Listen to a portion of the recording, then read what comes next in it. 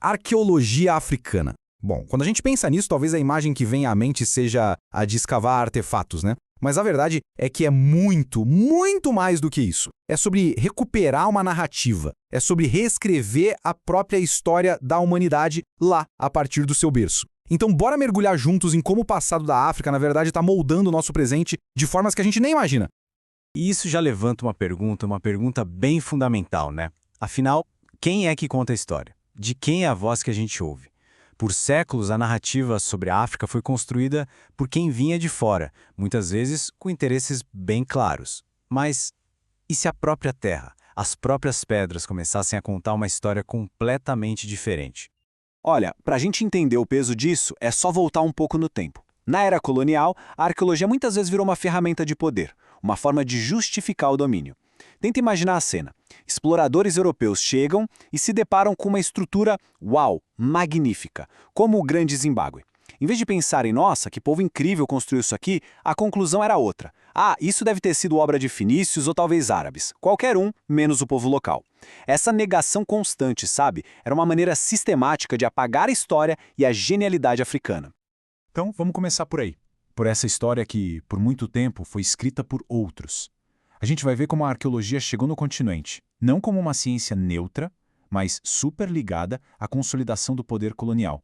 E, claro, usada para silenciar as histórias que já existiam ali. Só que aí, o jogo começou a virar. Uma mudança fundamental aconteceu. A disciplina deixou de ser uma arqueologia na África, ou seja, feita por gente de fora, para servir a interesses de fora, e passou a ser uma arqueologia africana. Uma arqueologia liderada por africanos, com um objetivo completamente diferente. Não era mais sobre justificar dominação, era sobre construir suas próprias histórias, suas próprias identidades nacionais. E essa virada de chave nos leva direto para uma verdadeira batalha de ideias. A gente está falando aqui de reescrever a história humana. Foi uma luta intelectual que pegou fogo ali em meados do século XX, com gente desafiando as velhas narrativas coloniais, mas agora de dentro para fora.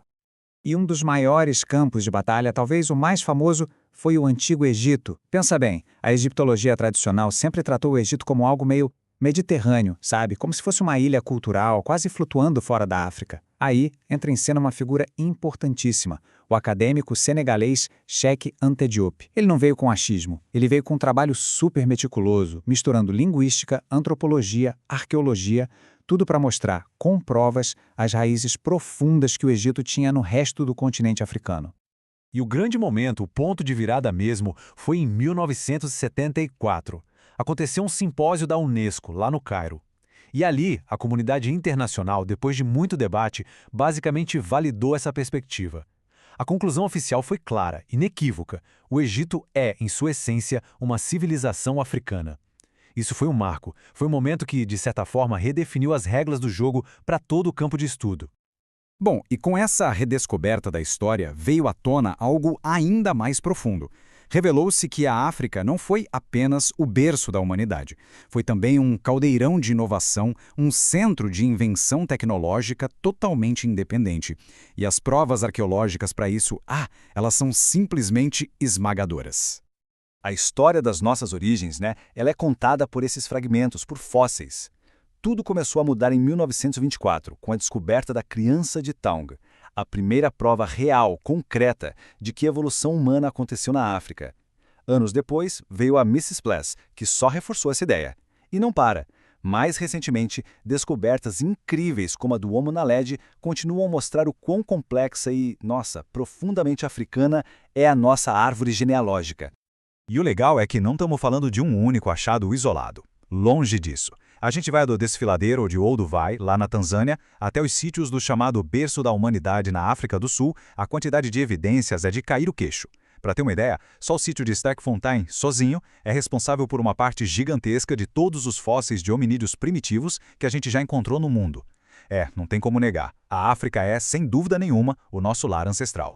Mas a inovação não parou na nossa origem. Avançando muito no tempo, vamos dar uma olhada na cultura Nok, onde hoje é a Nigéria. Esse pessoal não só criou esculturas de terracota absolutamente incríveis, que são a arte figurativa mais antiga de toda a África subsaariana, como eles também dominavam a metalurgia do ferro numa época muito, muito antiga. E o mais doido é que tudo indica que eles deram um salto tecnológico direto da Idade da Pedra para a Idade do Ferro. Imagina isso.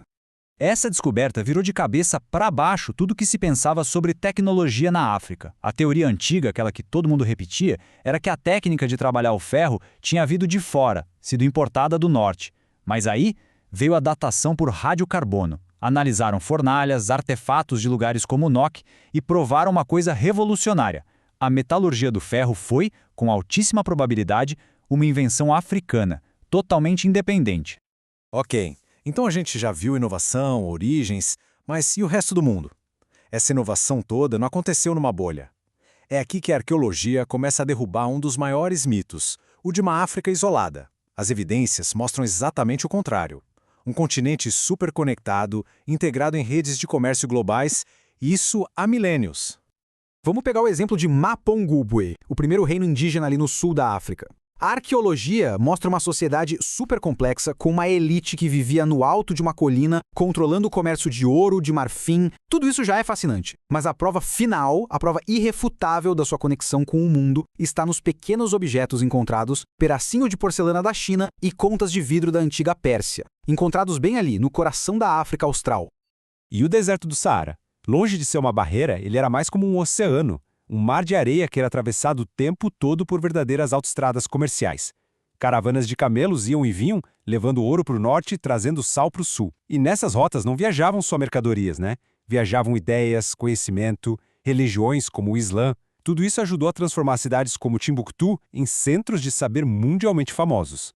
Enquanto isso, lá na costa leste, o Oceano Índico era outra superestrada conectando a África com a Arábia, a Índia até a China. Cidades-estado como Kilwa e Gede se tornaram riquíssimas com esse comércio. As escavações lá em Gede, por exemplo, revelaram porcelana da dinastia Ming, cerâmica persa. Isso prova que a África Oriental já era parte fundamental de uma economia global muito antes dos europeus aparecerem por lá. O que nos faz questionar, né? Quando foi que a tal da globalização começou de verdade? E toda essa reescrita do passado nos joga direto em debates super atuais. Debates urgentes sobre o legado do colonialismo. É sobre histórias que ainda não acabaram e sobre uma busca por justiça histórica que está acontecendo agora. E no coração dessa luta tem uma palavra-chave: repatriação. O que é isso? É basicamente o pedido, o clamor, pela devolução de tesouros culturais que foram saqueados, que foram levados para longe de casa. É uma tentativa de descolonizar não só as histórias que a gente conta, mas os próprios objetos que contam essas histórias. E se tem um caso que resume tudo isso, são os bronzes do Benin. Olha, isso não é só arte. Cada peça dessas é um documento, é um arquivo histórico. Elas contam a história da realeza, da vida no reino do Benin. Só que em 1897, numa expedição que eles chamaram de punitiva, forças britânicas simplesmente saquearam o palácio.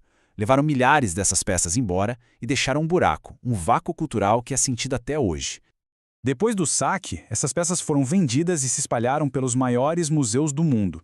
E a Nigéria vem pedindo a devolução delas desde que se tornou independente, lá em 1960. Recentemente, a gente viu um movimento importante. A Alemanha deu um passo histórico e transferiu a propriedade da sua coleção de volta para a Nigéria. E claro, uma atitude como essa bota uma pressão enorme em outras instituições para que elas também reavaliem o que têm guardado. E só para a gente ter uma noção da escala disso, esse número, cerca de 700. Essa é a quantidade de peças que está só no Museu Britânico. Uma única instituição tem a maior coleção do mundo desses tesouros, a milhares de quilômetros de onde eles pertencem. E olhando para o futuro, a história continua sendo reescrita, agora com a ajuda da tecnologia. Ferramentas como o LiDAR, que é basicamente um laser que mapeia o terreno, conseguem enxergar através de florestas densas. E o que eles estão encontrando? Cidades inteiras, paisagens que foram totalmente moldadas por humanos. Isso está provando que a urbanização, que as civilizações pré-coloniais na África eram muito maiores do que a gente um dia sonhou. O que nos deixa com uma pergunta final, né? A arqueologia africana já virou nosso entendimento do passado de ponta cabeça. Já provou a autonomia, a inovação, a conexão global do continente. Mas com tanto território ainda para explorar, a grande questão que fica é: que outras histórias, que outras civilizações inteiras ainda estão lá, debaixo da terra, só esperando para reescrever o próximo capítulo da nossa história? A história de todos nós